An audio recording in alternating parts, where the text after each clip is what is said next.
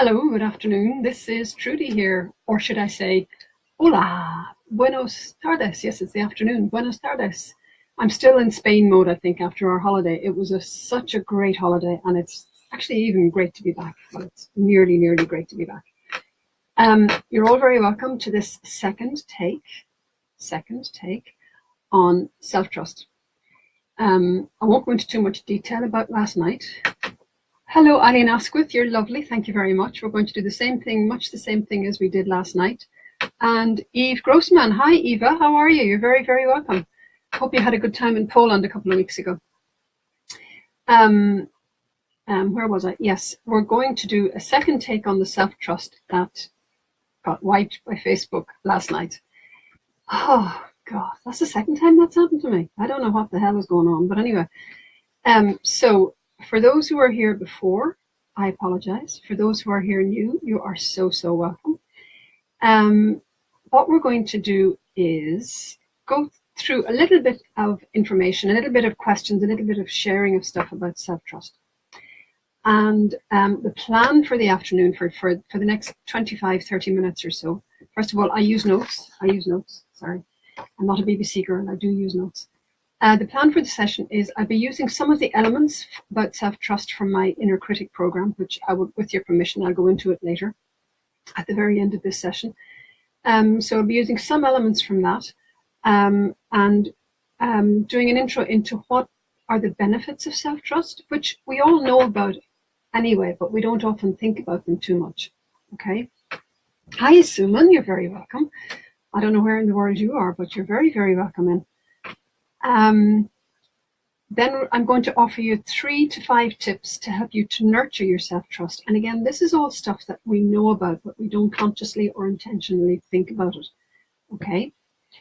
Then I'm going to give you a little challenge and a little bit of information about the new virtual Inner Critic program at the very, very end. So if we're all set to go, and I think I am, oh yes, apart from one thing. Some of you will know that I have a little dancing eye. My right eye tends to want to come and have a chat with my nose from time to time. And it may look on your screen as if I'm not looking at you. I promise you I am looking at you. Certainly with this eye, with my left eye, I am definitely looking at you. But this eye may look over there somewhere, over your other shoulder. But I am looking at you, so I do apologize for that. It's a kind of weird, but you know, some say it's interesting. And if you don't notice it, don't worry about it. So before we start, I have a couple of questions for you, just to help you to get into the place of where we are, if everybody's ready to go. And my question is, think of your life in general, and think of an area in your life where you maybe don't have as much self-trust as you would like to have. As much self-trust as you would like to have. It could be when you're going to meet new people at a meeting. It could be when you are going to cook something that's different. It could be when you are, I don't know, it can be lots of different things. My self-trust tends to crop up when I'm doing my writing, doing my blog writing and my posting and stuff like that. And my self-trust tends to be quite challenged when I'm doing that kind of thing. So whatever the area that you choose for the moment, and you don't have to share it, it's okay. Whatever the area that you choose for the moment, how would you score yourself on your self-trust in that area on a scale of 1 to 10, 10 being the highest? Okay. Now, where would you like it to be? So I just want you to set that thought aside for the moment, and we're going to canter on into the session today. Okay.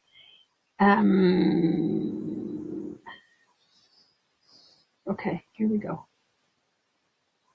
There are lots of different ways that low self-trust can impact us.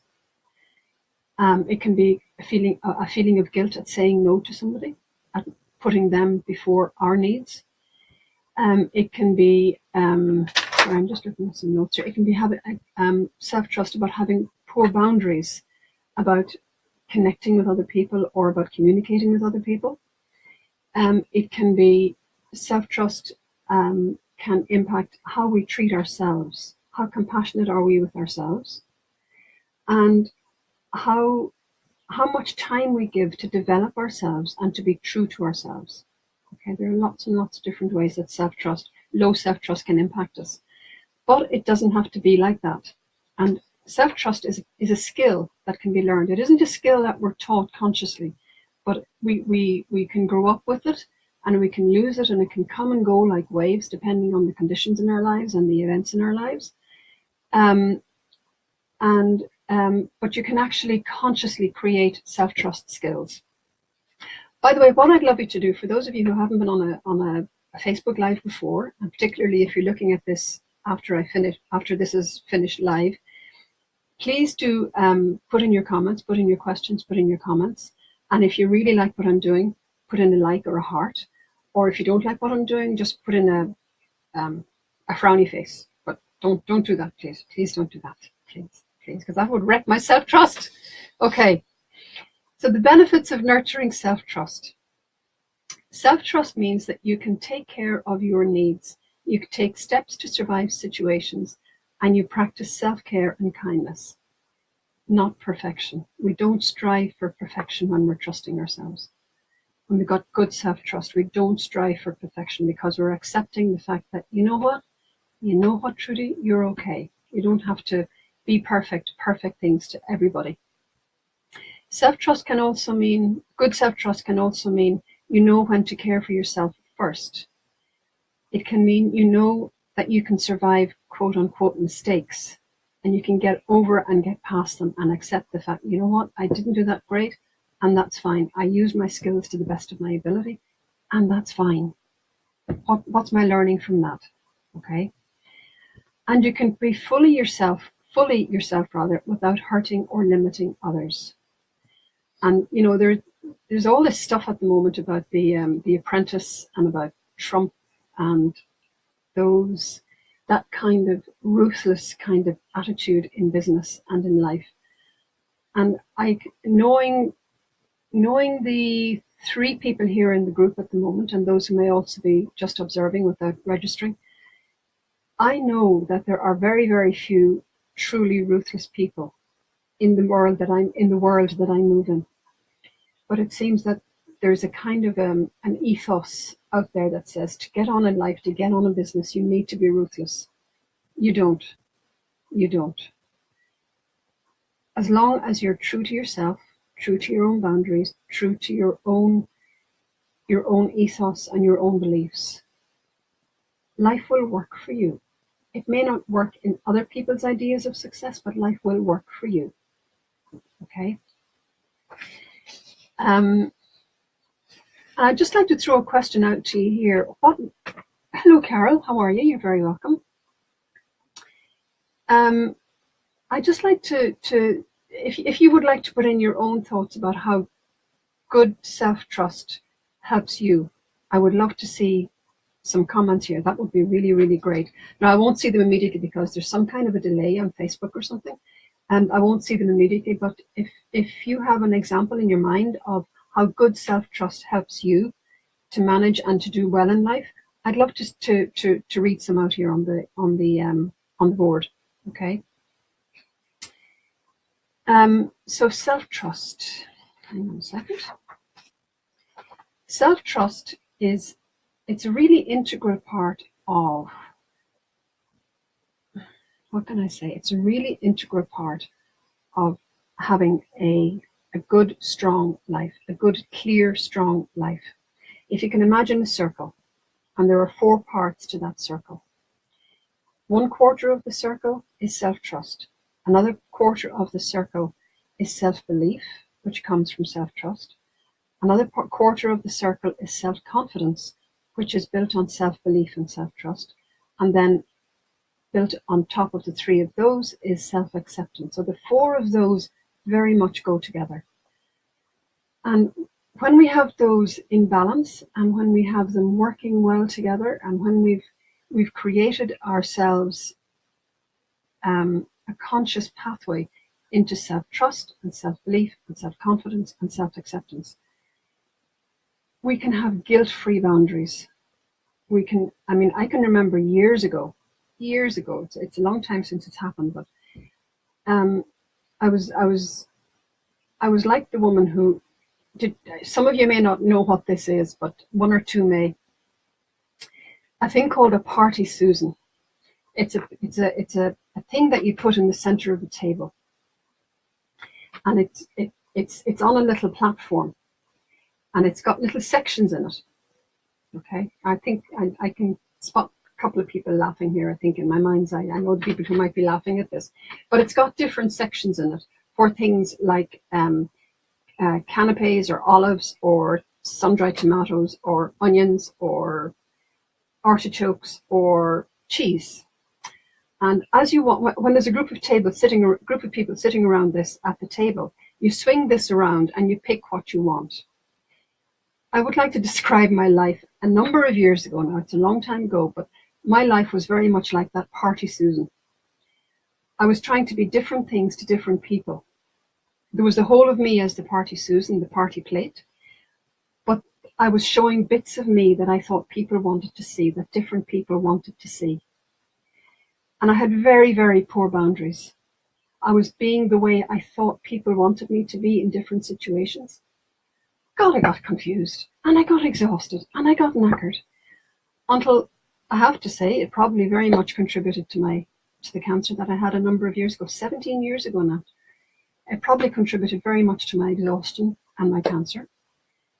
And it was only after the cancer and after my recovery from the actual treatment from cancer when I realized, oh, thank you for the likes, that's lovely, that I realized I don't have the energy to play that game anymore. I'm here, I'm doing the best I can. And if somebody don't like me, that's their tough. And I began to build up my self-trust in myself on that basis. And sure, a few people fell out of my life at that stage. That's my tough, but it's fine as well.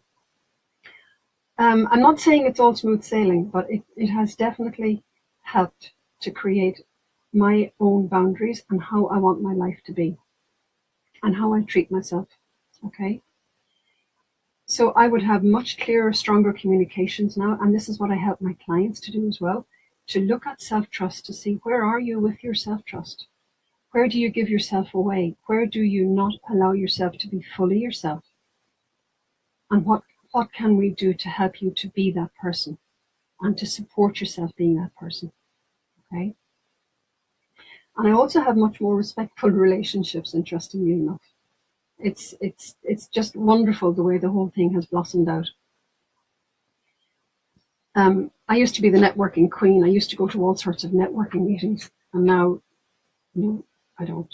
I just quietly do my business, and I would say much happier in myself and in my business now as well, because I'm not putting myself out there, pushing myself with people. I trust in what I do. I trust in how I work with people on a one-to-one or on a group basis, and it works for me. As I say, it may not be the success that other people might consider successful, but it works for me. So where does self-trust come from? Where do you think self-trust comes from? Hi, Jackie, you're very welcome. And Caroline.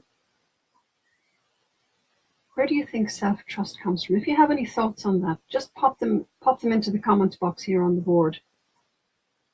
Okay. In the meantime, while you're thinking about that, I'm just going to run on down here through my notes. And self-trust, we're generally taught as children very little about self-trust. We grow up, we're as children, we're dependent on adults. And if we're very lucky and very blessed, which I think most of us were, all of us were here, we were loved and guided, and then we were tossed out into the world after school or after college, and suddenly, oh, right, so this is the big bad world. How do I manage out here? I had no clue how to manage out there in the big bad world when I left school. I didn't go to college, so when I left school, it was like, oh my God, I have to be nice to people all the time. I have to suppress myself in order to make people like me. You know, I wasn't taught about this thing about self-trust and self self-belief and self-confidence. So my recovery from the cancer and my research and my work since then has led me down a fantastic path of research and reading and learning and developing and working with people. And I'm just going to offer you now 3 tips for the moment, just 3 tips of how you can actually develop self-trust so easily and so quickly, no matter what age you are. So if you have a pen and paper handy, that's fine, that's great, just make a couple of notes. If you haven't, I'm happy to send out a copy of these notes out to you later on after the Facebook Live. Okay, so just comment in the Facebook Live afterwards, or on the Facebook Live thing here if you would like to have a copy. Hi, Pat. Oh, hello, Pat McGreevy. You're very welcome. Anyway, 3 easy routes to connect with your self-trust. The first tip is to connect. You probably didn't have a choice over having negative people in your life as a child. None of us did. On the one last night, I spoke about my 2 now well dead aunties, who were wonderful women, but God, they were scary. They were well-built, well-strong women, big, stroppy country women, and they scared the bejesus out of me most of my life, out of love, because they didn't have children. They didn't know how to relate to kids, and like they had this clatter of kids, of nieces and nephews. They had aeons and aeons of them, and they didn't know how to deal with kids. And for many, many years, I was so scared of my 2 aged aunties. Lovely women, I respect them fully, but they scared the big gobs out of me. And, you know, they're not in my life anymore, and to some degree I miss them, particularly my lovely Auntie Molly. But I have a choice today about the people that I have in my life, as do you. However, we don't always make the choice. We don't always make the conscious choice about the people that we allow to be in our lives and to allow how they treat us. So think about the people in your life. Do they support you or undermine you? And do you truly want them in your life? Do they support you or undermine you? Or do you truly want them in your life? Okay. The next easy route to nurturing your self-trust is to become your own best friend. Now, this is so easy. This is so simple, but it's not always easy. It's not always easy. And this includes keeping promises to yourself. I think I know so many people who will make commitments to being kind to themselves, to doing their meditation, to getting a massage, to taking a walk every day. I'm putting my hand up here. I do my meditation, and I go for my walk every day, but I don't do an awful lot else sometimes to look after myself. But if you do make a promise to yourself to look after yourself, do it. Keep the promise, because otherwise you're going to undermine yourself. You're going to reduce the trust that you have in yourself. And that all just wears away your self-confidence and your belief in yourself, your belief in your ability to do things for yourself and for other people, okay? And then, I'll finish off that one by saying, give yourself permission to be on your own priority list. Give yourself permission to be on your own priority list, okay? And the third easy route then is to take 10 minutes personal quiet time a day. Now, I did say I don't always do that. I'm sporadic sometimes about doing this, but I'm in that phase of doing it at the moment. Taking just 10 minutes of personal quiet time or meditation every day will nurture your connection with yourself, with your true self. And it allows you to get to know who you really are and what you want and what you don't want. Okay, because you can see when you're giving yourself that personal quiet time, your thoughts are tumbling around in your head like monkey mind, and you begin to recognize what the thoughts and the patterns and the ideas and the happenings are in your mind, and you get to know yourself that little bit better. Okay, it's really, really powerful thing to do for yourself. Now, I have a couple of more tips which would be in the handout. If you would like a copy of the handout. So I won't do those just here because of the time pressure. I will actually do one. I'll do one more. Who's just come in? Hello, Natalia. You're very, very welcome. Gratitude with attitude is one of my favorite tips to help you to nurture your self-trust. This generated quite a bit of interest last night, and I ended up deciding on the Facebook Live last night that this will be my theme for the next Facebook Live that I do on the 11th of October. Gratitude with attitude. And we've all read about gratitude and how life-changing it can be. But how many of us include our gratitude for ourselves in our gratitudes? Things like, you know what, I went for a walk today and I am so glad I did that. Or, I am so glad that I didn't lose my temper with that woman when she rang me this morning trying to sell me insurance. One of these sales calls from wherever, India or someplace like that. I didn't lose my temper. I was close to it, but I didn't lose my temper. So I'm grateful I didn't lose my temper. And things like I'm grateful that I said no to that request without any guilt. Without any guilt. Okay. And one thing about gratitudes, I've been doing a bit of reading of Melody Beattie as well, who's a fantastic woman in the addiction recovery world. She's been around for about 40 years now. She's a fantastic writer. Melody Beattie is her name. And she talks about including in your gratitudes the things that are not quite so positive. Pretty pink Pollyanna and positive. She says include stuff that's not working for you as well. So, for example, on Monday, I gave this wee story last night. On Monday morning, I was heading over I had to be over in Lisburn at 9:30. Now, we don't get up very early in this house because we don't have to. I don't have to commute into Belfast every day. Thanks be to the Lord God. So we were up very early on Monday morning so that I could leave the house at 8 o'clock, 8:15, to miss the main traffic and get over to Lisburn by, say, 9:15, to be there in plenty of time. And I'm rushing. Have to get there. And as I'm getting dressed, bang, my back went. So you can imagine the language. It was pretty strong. As it happens, to make a long story really short, I got it sorted out with Nurofen and ice pack, and everything is fine. So everything is just fine. But when I did my gratitudes later that day, I included the fact that my back went. And it may feel weird to actually include the non-pretty pink Pollyanna positive stuff. But Melody Beattie's theory is that when you include stuff that's not that Pollyanna positive stuff, you're actually taking ownership of what's happening in your life. And there's less of a feeling of, oh God, my back went, what's happening to me? I'm actually taking ownership of the fact that I really wasn't minding how I was moving.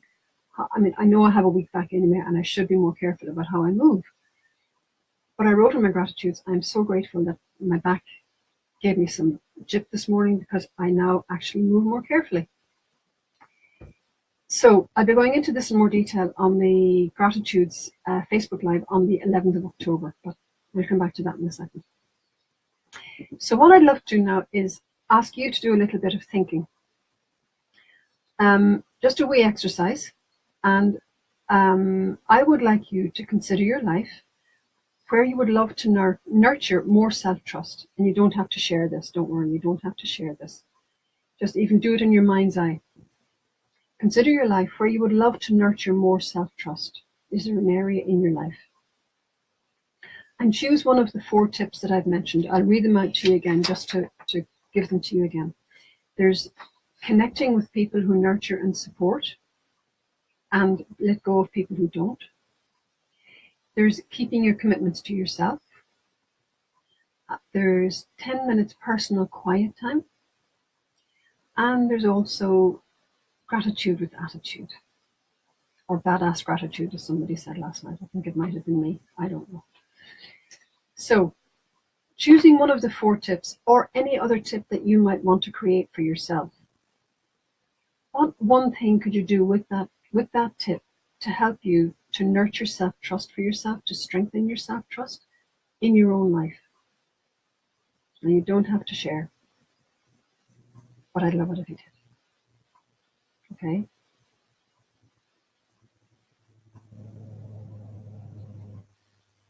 And as you're thinking, as you're observing and maybe perhaps writing something down for yourself, what are you feeling? What is it that you're feeling as you recognize that you do want to create more self-trust for yourself, and that you've identified something that you can do to help and support yourself? What are you feeling? And where in your body are you feeling it? Okay. Just notice these things. They're really, really powerful information. So I'm just going to leave you with those questions, except for a wee challenge. Okay. I'm going to challenge you to take that one tip and commit to taking that tip once a day for 7 days, or even 30 days if you really want to be challenged. Just that small step. Do it once a day for 30 days. And here's the vital thing. Keep a written log of evidence so that you know what's happening. And notice what you feel and notice what's happening for you as you're taking the tip, as you're working the tip. And see the difference in yourself after 7 days or 30 days. And if you'd like to PM me with your results here on Facebook, I would love to hear from you. I really would love to hear from you. Okay? So, as I say, if you'd like a copy of this outline of these tips, just comment below, send me the tips or something in the comment box below the video, or on the script on the screen here as we have it. And I would be delighted to send it to you, no problem. And if you think I don't have your email address, just PM it to me as well, if you don't mind. Okay. So we're beginning to come towards the end of the session. And as I said at the very top of the session, these self-trust steps are just some of the tools that I work with in the Inner Critic program. And the Inner Critic program is for women only at the moment. Sorry, Pat, it's for women only at the moment. And I've had a lot of requests following the recent workshops that I did, where there were some amazing awarenesses and learnings and explorations and yeah, some, that aha moment that you get when you realize, I can do this. I don't have to be overawed or undermined or criticized or disrespected. I don't have to disrespect myself. I can actually work with my inner critic. These self-trust steps are just some of the steps that I work with in the Inner Critic program. And as I say, I offer them in a workshop, in a live workshop, but I've had a lot of requests as well for other ways of accessing the work. So I've turned it into an online course, an interactive course. And it'll run over 6 weeks, starting October the 9th. The details are on my website. I will post the link below this video. Everything crossed that it works this time. I will post the link below the video when we're done. And I would love to see anybody there who would like to come along, because it is really, really a powerful program. And it's only £47, by the way. And for that £47, we have 3 group connection sessions. You get one-to-one session with me, and you get tons of learning material, and you get loads of support in a private Facebook group, completely private, secret and sacred Facebook group. Okay, so there's tons there, but you'll find details on my website when I send out the link. So before I begin to close up, just some housekeeping stuff. The next Facebook Live is going to be on Wednesday, October the 11th. The topic is gratitudes with attitude. I'll keep it clean. Gratitudes with attitude. In the meantime, if you have any questions about what I've covered today, very quickly, I know I covered it very quickly, please email me, Trudy at trudyarthurs.com, any questions that you may have, or PM me here on Facebook. And if you would like to share the video, as long as it stays up, I would really appreciate it. Thank you very much.